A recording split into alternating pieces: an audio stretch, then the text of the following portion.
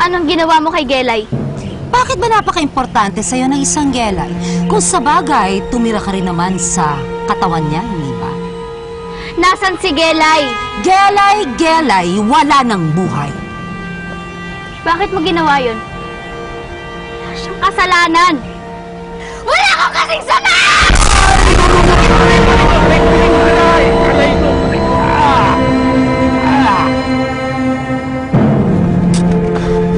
Naramdaman mo yun?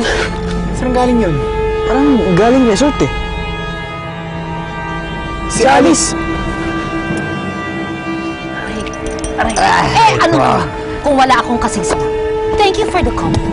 Kaya nga, pinatay ko na si Gelay. At isusunod ko na ang tatay mo.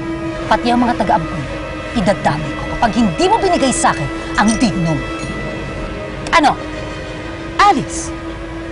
Ang digno o ang sarili mong ama? Mamili ka. Diba, Alice? Naiinip na ako! Akin na ang itim na bato.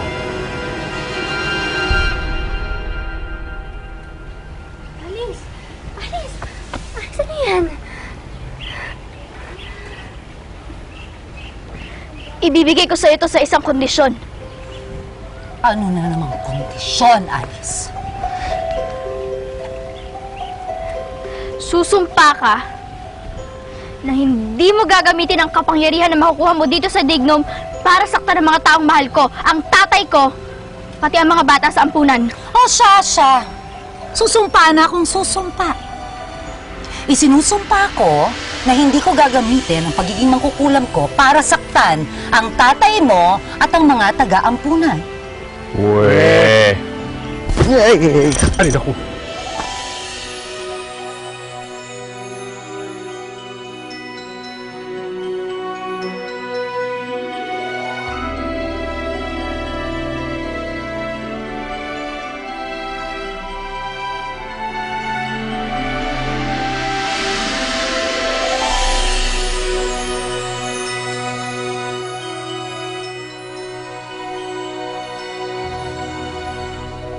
Akin na to.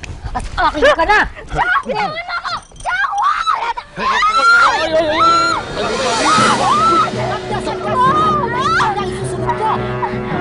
Bitawan niyo ako!